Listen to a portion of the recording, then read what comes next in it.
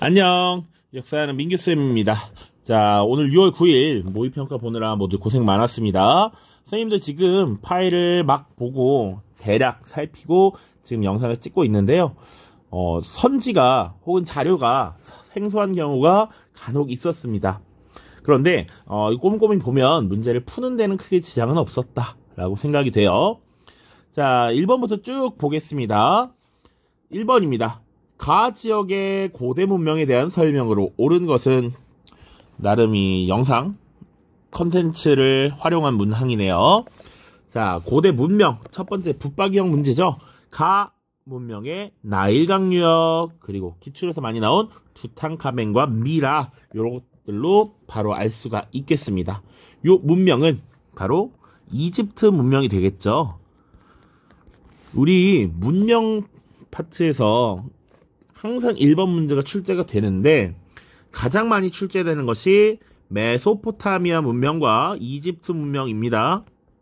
그쵸? 요 두 개가 가장 많이 출제가 되고 있다. 사실 중국과 인도 문명은 상대적으로 출제 빈도가 낮습니다. 그 중에 지금 이집트가 6월에 출제가 되었네요. 자, 이집트 문명과 관련된 설명을 찾으면 되죠. 정답은 몇 번인가요? 1번 파피루스에 기록을 남겼다. 요거죠. 이집트에서 파피루스라고 하는 것에다가 기록을 남겼지. 그쵸? 그리고 이 당시에 상형 문자를 사용했다. 자, 모양을 본뜬 글자였죠. 파피루스에 기록했습니다. 나머지 보기도 보죠. 함무라비 법전, 함무라비 왕이 남긴 것으로 바빌로니아 왕국이죠. 그러니까 메소포타미아 문명이 되겠습니다. 점을 친 내용을 갖고리 생긴 것은 중국의 상나라죠. 상나라.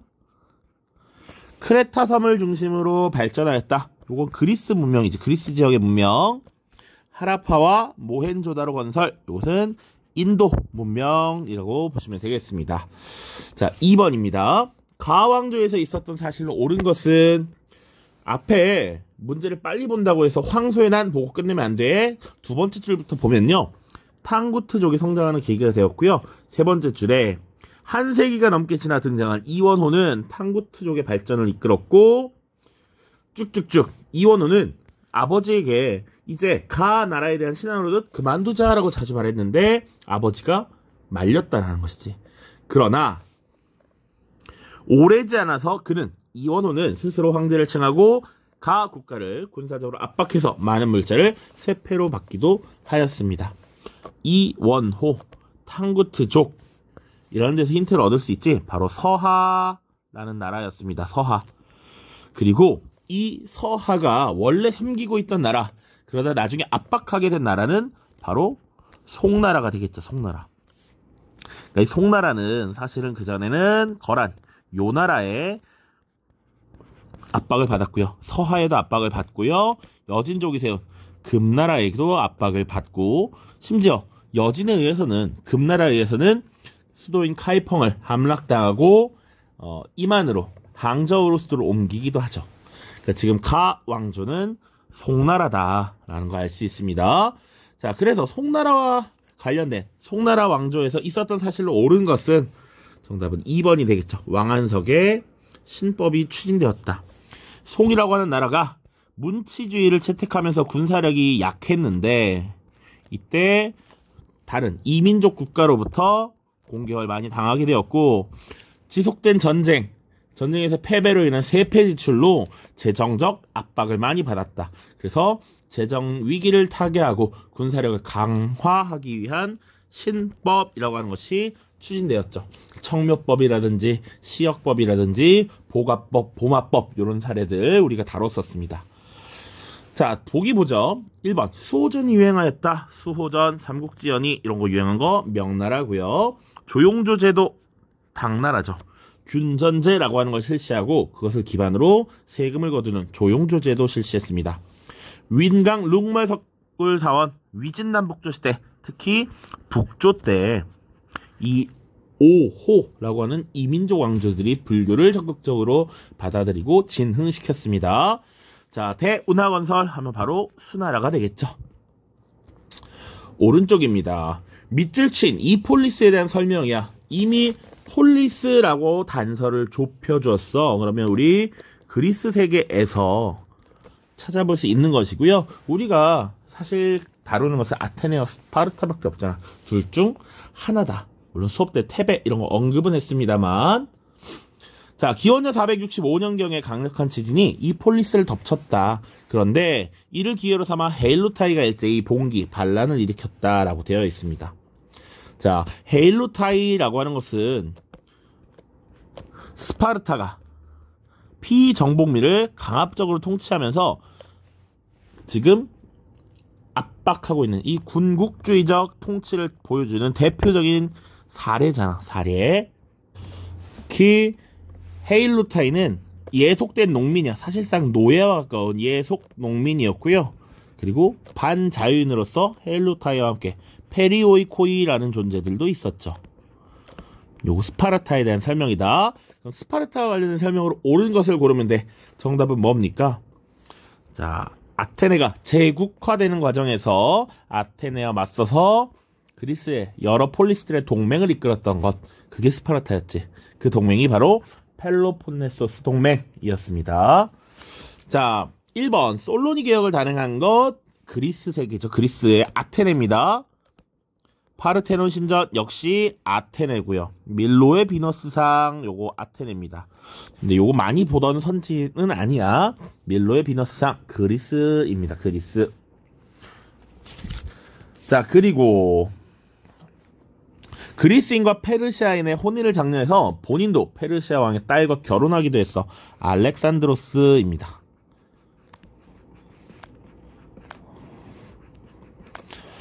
자, 4번 가 황제의 제의식이 있었던 사실로 옳은 것은이야. 이제 왕조가 아니고 황제라고 범위를 좁혀놓고 있습니다. 자, 한국화는 중국 허난성 링바오시에 있는데 길목이 좁고 형사가 심해서 이 고사성어가 잘 어울립니다. 가 황제는 이 지역을 군사요충지로 삼아서 천하를 통일할 수 있었습니다. 또한 이 지역의 지리적 이점을 활용해서 수도였던 셰냥과 지방을 연결하는 도로망을 건설해서 전국 36개군을 통치하였습니다.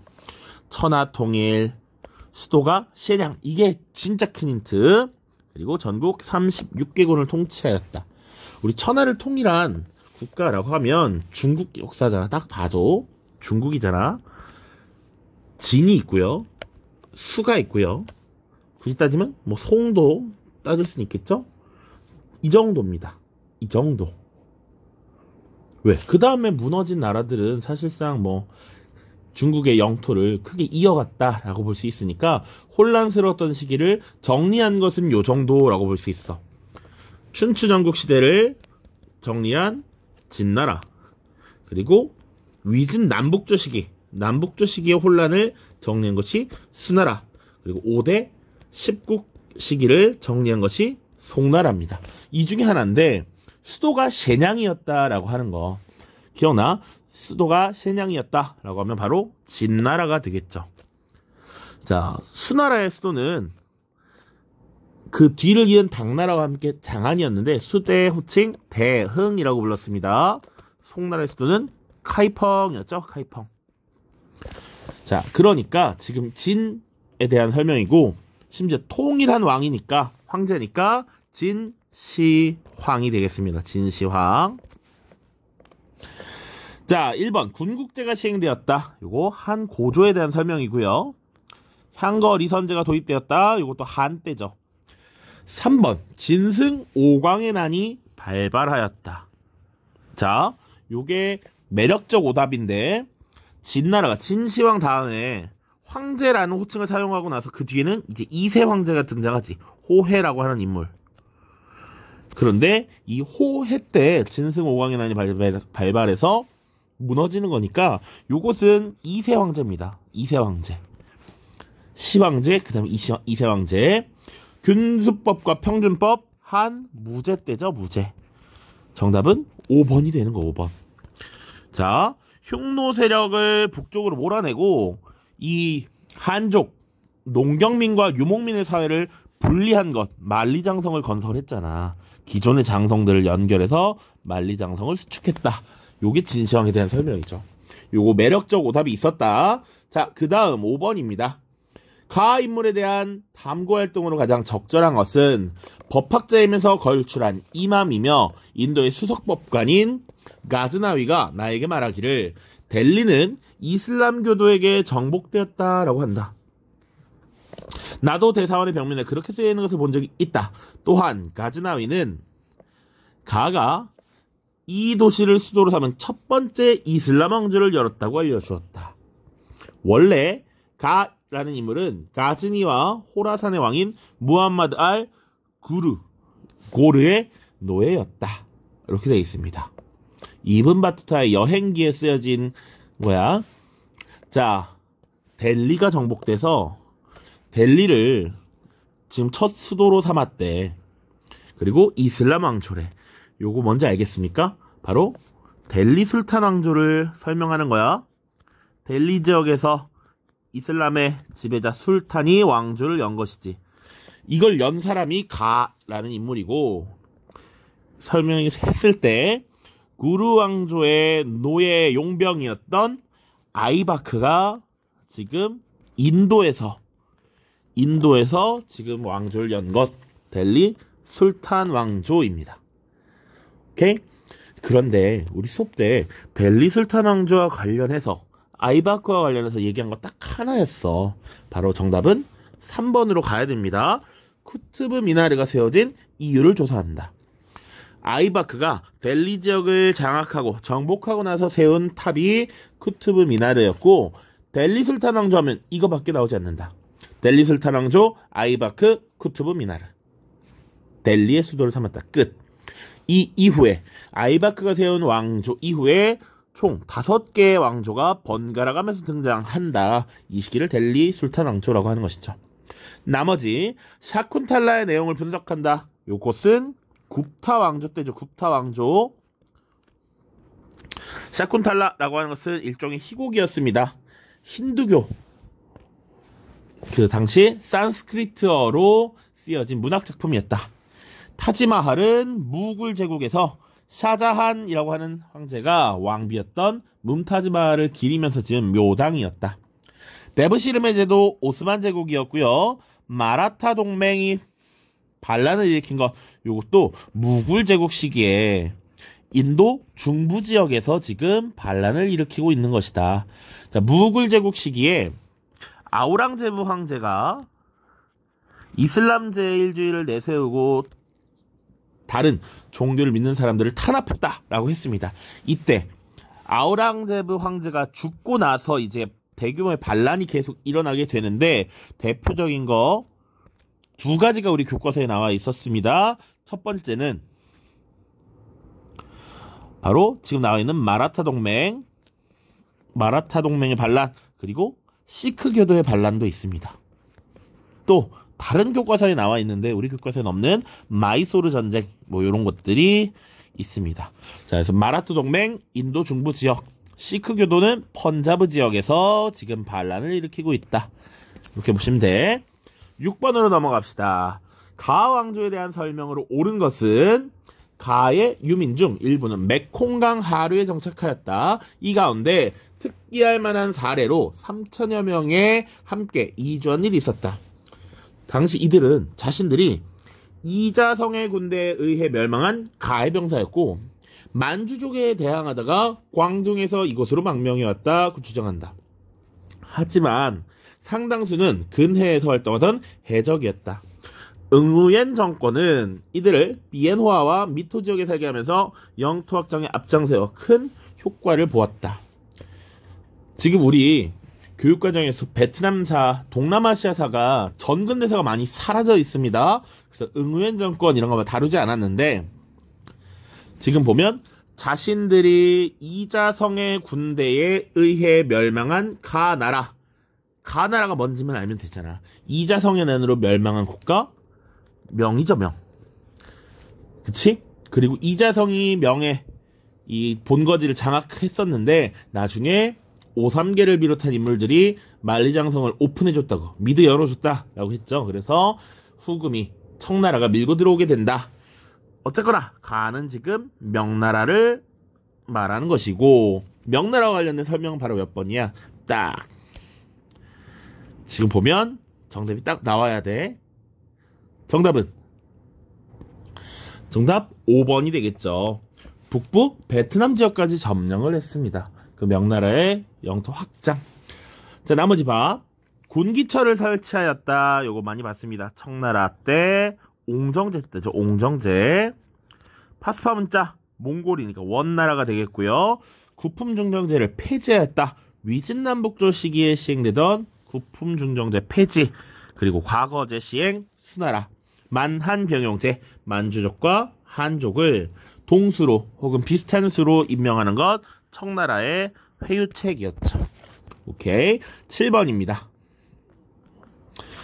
자, 요게 조금 그래도 어렵지 않았을까 싶은 생각이 들어요. 가나 왕조에 대한 설명으로 옳은 것만을 보기 위해서 고른 것은 가와 나는 한과 로마 제국 사이에서 위치하면서 동서교역으로 번영을 누렸죠. 교역로를 따라서 종교와 문화도 교류되었어요 라고 되어 있습니다. 선생님이 그래서 수업을 할 때 보통 이 같은 시기에 다른 지역에선 뭐가 있었느냐 이런 거 다뤘고요.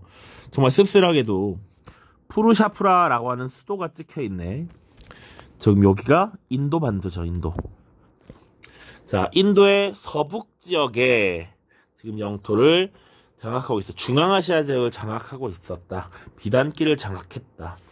한과 로마 제국이 존재하던 시기. 위치만 보고 알 수 있을까요? 크테시폰을 수도로 한 거. 서아시아 지역에서 파르티아와 사사낭조 페르시아가 있습니다. 이거는 뭐야? 선생님이 배울 때, 수업할 때 마우리아 왕조는 인더스강과 겐지스강이요. 그리고 남부 지역을 빼고 전부 다였어. 그리고 요렇게 지금 요렇게 장악한 게 쿠시안 왕조였습니다. 자, 그래서 마우리아 왕조의 수도였던 파탈리푸트라 요거는 문제 많이 출제되었고, 사실 푸르샤프라라고 하는 명칭은 출제가 된 바가 없었는데 그래도 수도를 자꾸 물어보니까 찝찝하니까 한번 봐두자라고 수업 때 했었어. 푸르샤프라. 그런데 지금 이렇게 물어보고 있죠. 가는 뭡니까? 가는 사사낭조 페르시아 파르티아?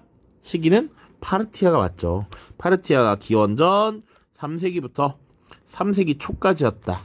쿠시안 왕조가 기원 후 1세기부터 3세기까지였습니다. 요렇게 겹치는 거야. 사사왕조는 훨씬 뒤잖아. 3세기부터 6세기까지니까요. 시기적으로 맞지 않습니다.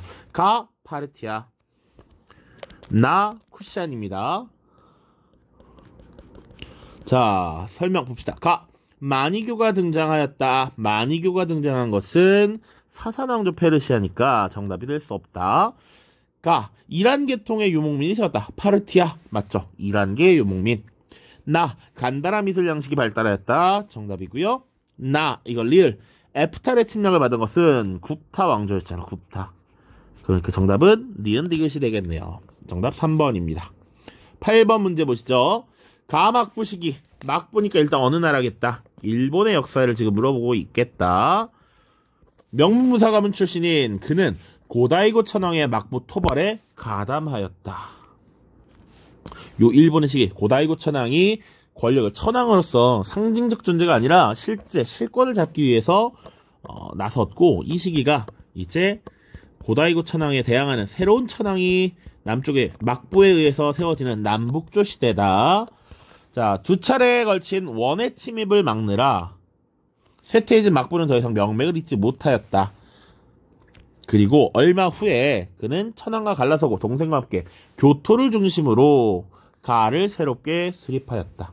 그는 무가의 우두머리로서 가를 이끄는 한편 선종을 옹호하여 선승 무소 소세키를 후원하였고, 댄유지라는 사원을 건립하는 등 다양한 형태의 불교 활동을 추진하였다. 자, 봅시다.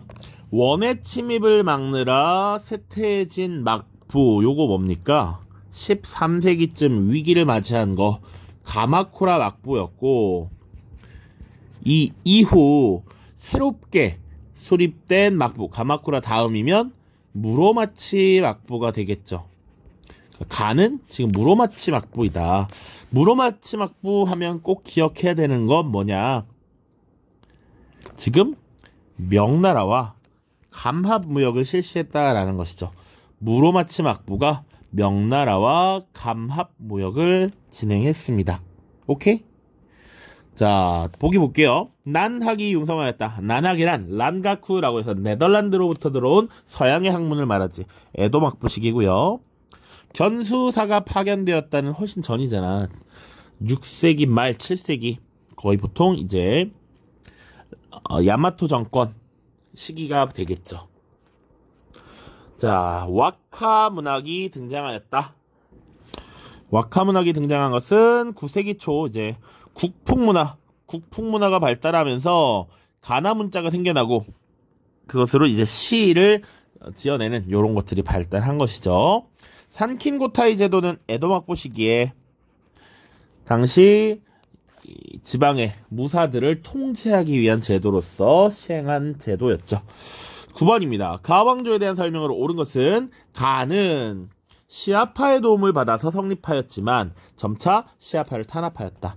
수도를 동쪽의 바그다드로 옮긴 후에는 이슬람으로 개종한 페르시아인을 관료로 대거 발탁하여 중앙집권 체제를 확립하였다. 가에서 페르시아인들은 학문과 예술 분야에서도 역량을 발휘하였다. 그중 알콰리즈미는 내수학, 기하학, 천문학 등에 능통하였으며 그리스 문헌 번역에도 힘썼다. 알고리즘이라는 용어는 그의 이름에서 유래한 것이다. 시아파의 도움을 받아서 성립해. 수도가 바그다드야. 이게 가장 큰 힌트지. 수도가 바그다드. 바로 아바스 왕조에 대한 설명이죠. 그러니까 그 전에 왕조가 뭐였어? 우마이야 왕조였고, 이 우마이야 왕조는 아랍 제일주의를 채택했죠. 그러다 보니까 이에 대한 반발이 심했다. 그래서 기본적으로 우마이야 왕조도 수니파 왕조고 아바스 왕조도 수니파 왕조이긴 하지만 이 우마이야 왕조에 대한 반감 때문에 시아파가 아바스 왕조의 성립을 도왔다.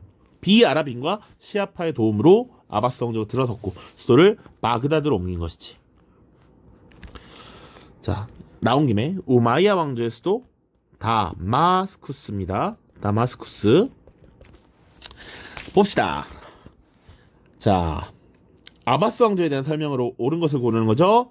정답은 3번 몽골 세력의 침략을 받아서 멸망했다. 자, 아바스 왕조가 750년 성립돼서 1258년까지 존속됩니다. 수업 때 잘 들은 학생들은 기억을 하겠지만 10세기가 되면 아바스 왕조는 사실상 힘이 많이 빠져. 그래서 후 우마이야 왕조, 파티마 왕조 막 이런 것들이 등장해. 스스로를 이제 칼리프라고 칭해서 3명의 칼리프가 공존하는 시기도 있고요. 그리고 부하이 왕조라고 하는 국가가 지금 수도인 바그다드를 점령해서 사실상 이 지역을 점령하고 있었다. 이것을 몰아내고 이 지역에 패권을 가진 국가로 패권 국가로 등장한 것이 셀주크 티르크였다. 이들은 술탄의 칭호를 받기도 했었다. 이런 거 했습니다. 그래서 셀주크 티르크와 아바스 왕조가 이 몽골의 침입에 의해서 정리되고요. 이 지역은 사실상 이제 훌라구루스의 영역으로 들어가게 되죠.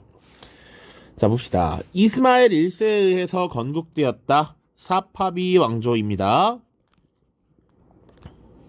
사산 왕조 페르시아를 정복하였다. 정통 칼리프 시대.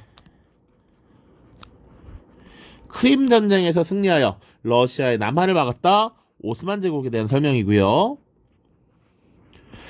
사실 유럽 세력의 도움이 많았죠. 트루프와티의 전투에서 프랑크 왕국에 패배한 것은 우마이야 왕조 때입니다. 우마이야 왕조가 북부아프리카 서아시아 지역에서 북부아프리카 지역으로 들어갔다가 사실 거꾸로 이베리아 반도를 넘어서 피레네를 넘어서 유럽 본토로 들어가려고 했지. 그런데 프랑크 왕국의 카로루스 마르텔에 의해서 저지당했죠. 10번입니다. 가 군주에 대한 설명을 오는 것은 카라만의 총독에게라고 되어 있고요. 군주 중의 군주인 가가 카라만의 총독에게 인사를 전하노라. 그대가 총독으로서 카라만을 부강하게 만들면 그대는 나와 더불어 영광을 누리게 될 것이다. 나는 예루살렘, 아라비아 등을 정복한 부친의 뒤를 이어서 난공불락의 요새인 베오그라드를 함락한 이후 모하치 전투에서 승리하여 헝가리를 정벌하였노라. 승리를 거둔 군대를 주둔지로 돌려보내고 궁정으로 개선하였다. 나는 지금 유럽과 아메리카 대륙을 아우르고 있는 합스부르크 왕가를 제압하기 위해 신성 로마 제국의 빈을 공격할 준비를 하고 있다. 힌트 많이 나와 있어. 베오그라드는 지금 세르비아 지역인데 발칸반도에 위치한 도시입니다. 지금 발칸반도를 점령했고 헝가리도 정벌했고 빈을 포위하고 공격할 준비를 하고 있다라는 것이지. 이것은 오스만 제국에 대한 설명이고요. 발칸반도를 점령하고 빈을 공격할 준비를 한 군주, 왕을 묻고 있잖아. 오스만 제국의 전성기를 이끌었던 누구? 술레이만 대제를 말하는 것이다. 자, 그래서 술레이만 대제에 대한 설명으로 옳은 것은 정답은 5번이 되겠죠. 유럽 연합 함대를 물리쳐서 동지중해를 장악했다. 이거 무슨 해전이다? 프레베자 해전. 자, 오스만 제국에서 등장하는 해전 큰 게 두 개야. 승리를 해서 지중해의 주도권을 장악한 거 프레베자 해전. 유럽 연합 함대에게 깨진 거 레판트 해전. 기억하셔야 돼. 몽골 제국의 재건을 위해 세웠다. 이거는 까만색으로 쓸게요. 티무르 제국입니다. 티무르가 몽골 제국의 재건, 복수를 위해서 명나라를 공격하러 가다가 죽었다. 이런 얘기도 했습니다. 콘스탄티노폴리스로 수도를 옮겼다. 원래 비잔티움 제국의 수도였던 콘스탄티노폴리스로 수도를 옮기고 이후에 이스탄불로 개칭한 것은 바로 메메트 2세죠. 자, 이집트의 맘루크 왕조를 정복하였다. 이곳은 셀림 1세였습니다. 셀림 1세. 이때 이제 아시아, 아프리카, 유럽 3개 대륙의 영토를 걸치게 되죠. 탈라스 전투에서 당해 군대를 격퇴한 것은 프랑크 왕국이잖아. 프랑크 왕국. 탈라스 전투죠. 아바스 왕조잖아. 아바스 왕조.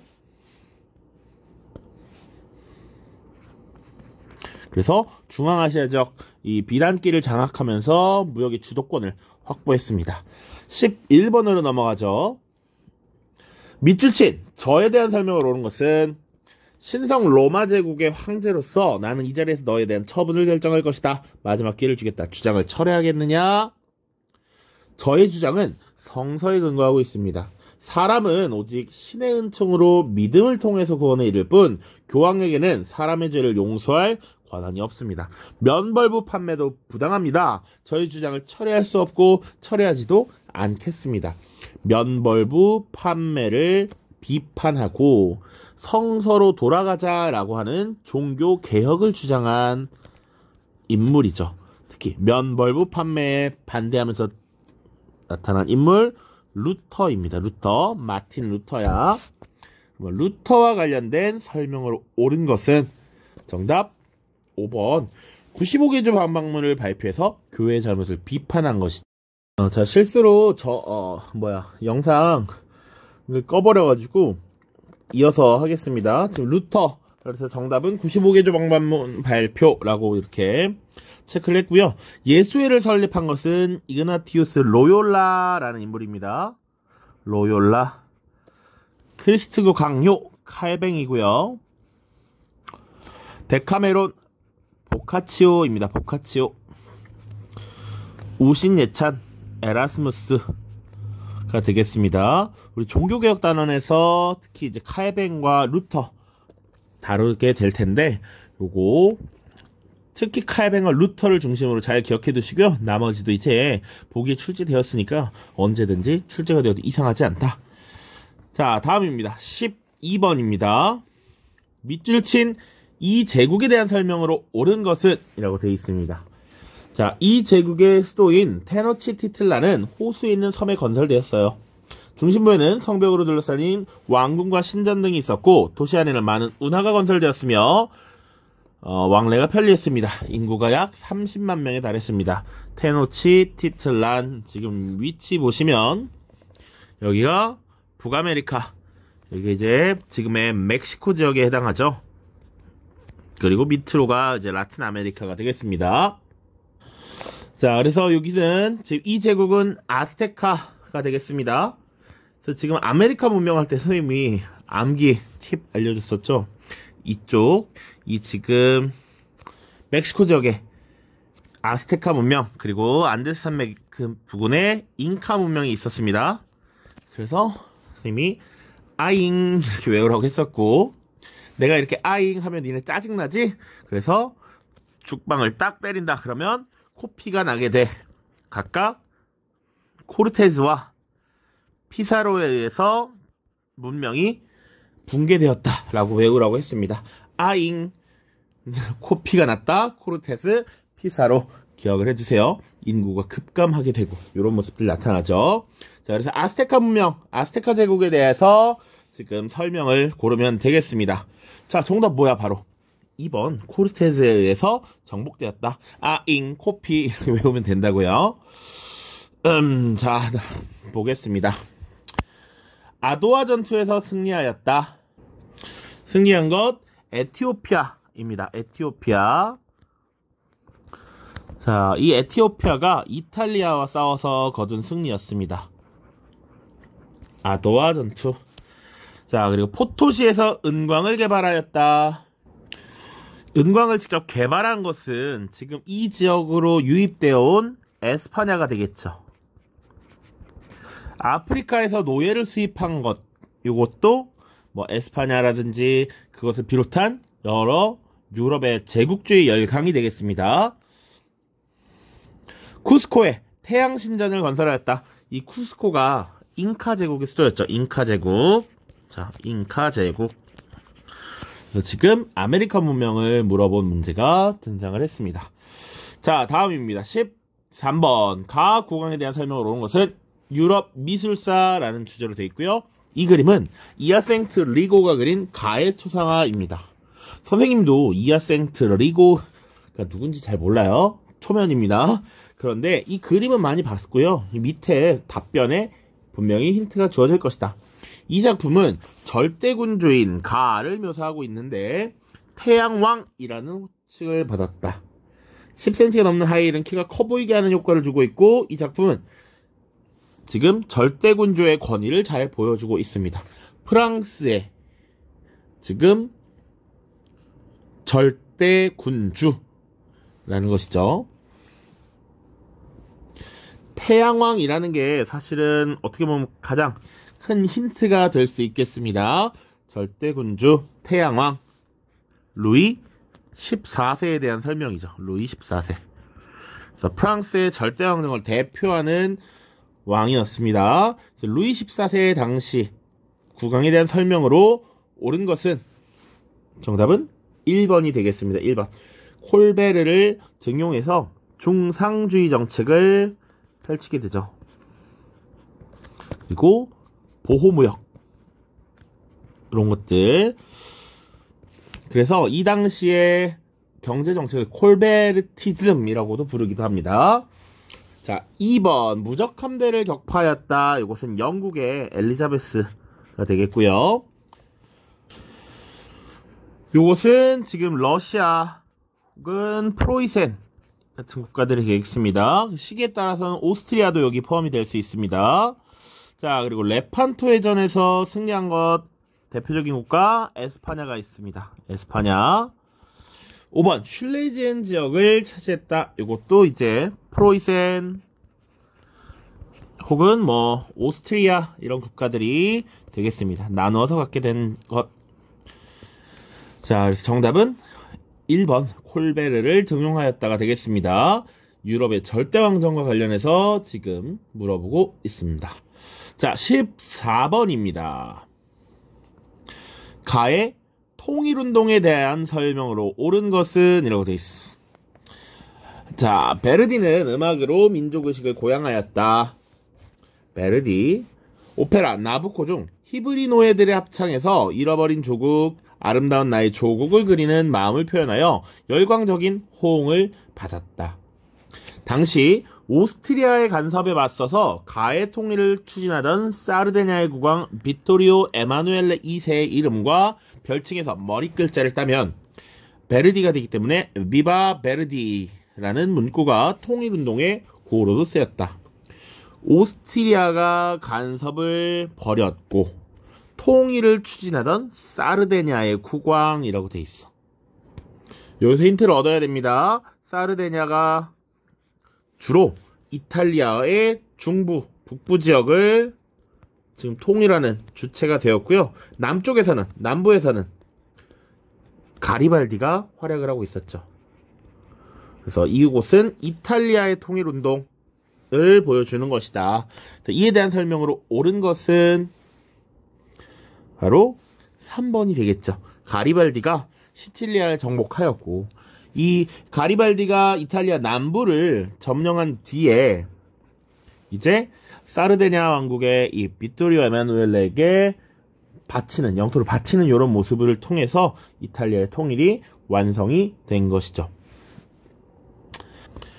자, 이것은 프랑스 나폴레옹의 영향력에 있었던 여러 작은 공국들이 주로 결성이 된 것이죠. 그래서 당시 프랑스의 나폴레옹이 러시아와 이런 나라들, 프로이센 이런 나라를 견제하기 위해서 프랑스 주변의 국가들을 연합해서 구성한 것이 라인 연방이었습니다. 나폴레옹에 의해서 이번 차티스트 운동이 전개되었다.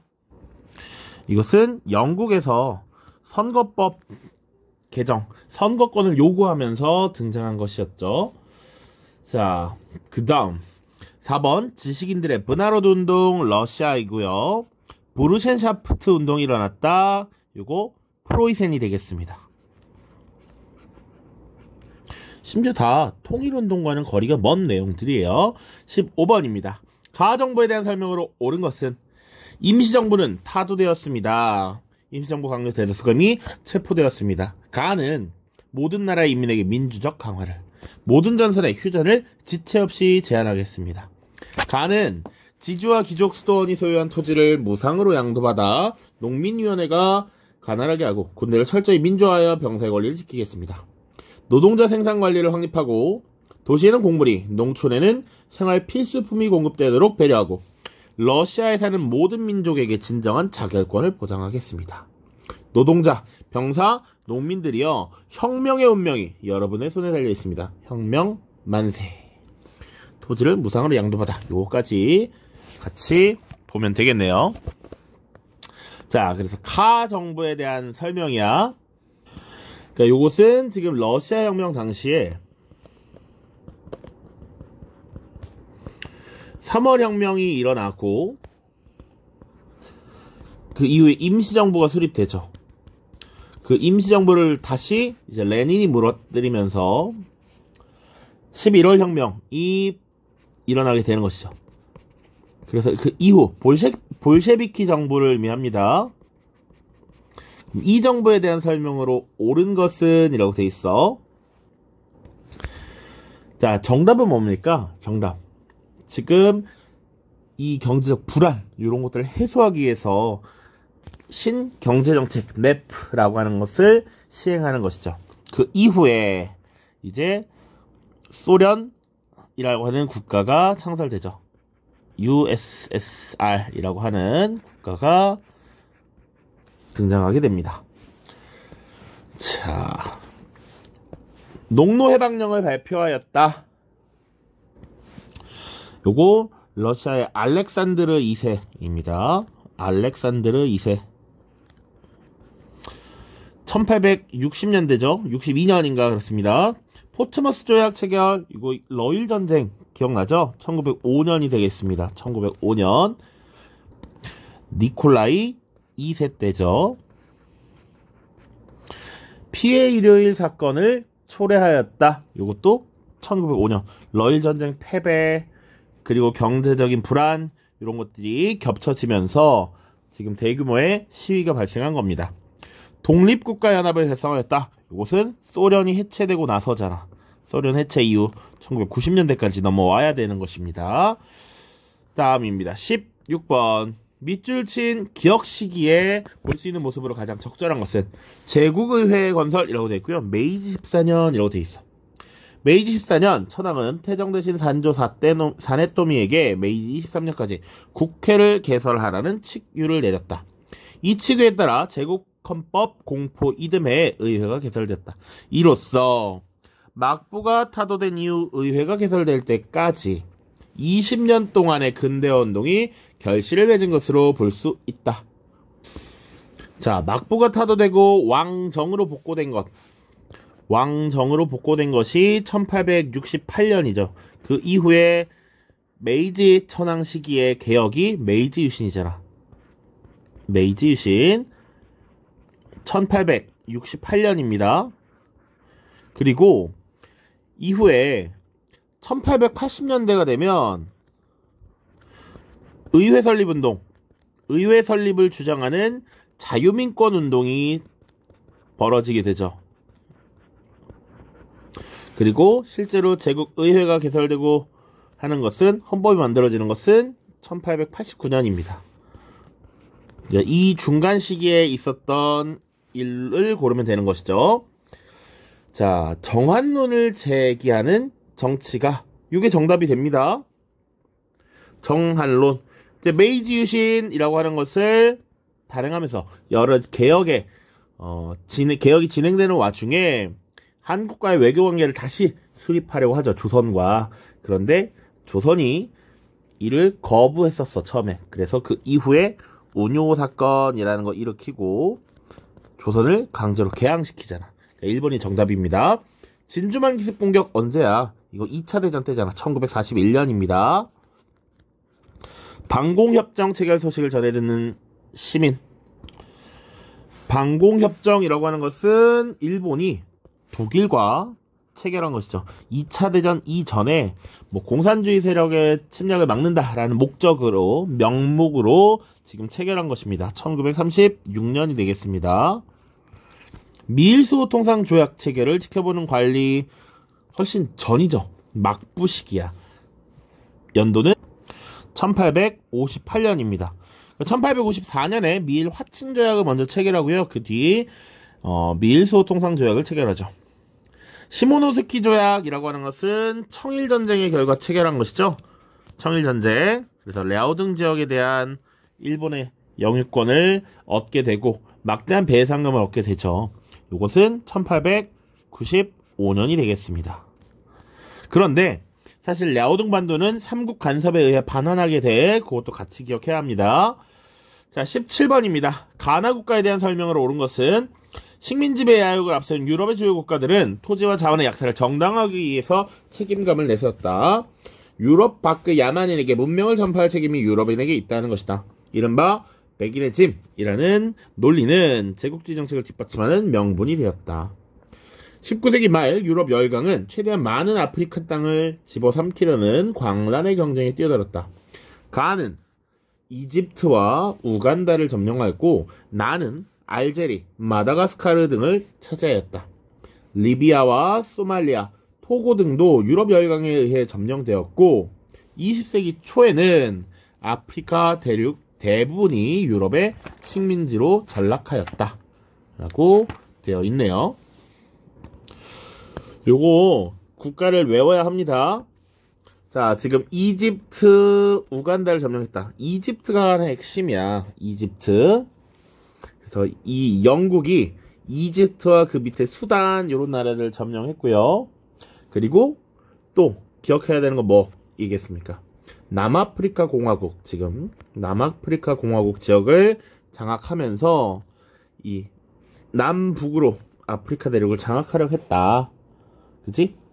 그리고 나는 알제리라고 하는 나라에서 힌트를 얻어야 해. 알제리 혹은 아프리카 대륙 동쪽에 있는 섬, 큰 섬 마다가스카르, 이곳은 프랑스죠. 그래서 이 프랑스는 사실 아프리카 대륙을 동에서 서로 쭉 횡단하려고 했다. 그러다가 이 영국과 프랑스가 파쇼다라고 하는 데서 충돌하죠. 파쇼다에서 충돌. 그거 기억해야 한다. 가는 영국, 나는 프랑스입니다. 그러면 벵골 분할령을 발표하였다. 인도 지역에서 벵골 분할령 발표 맞죠? 1번이 정답입니다. 2번 인도차이나 연방을 수립한 것은 프랑스죠. 프랑스. 나였으면 맞는데 가니까 틀렸다.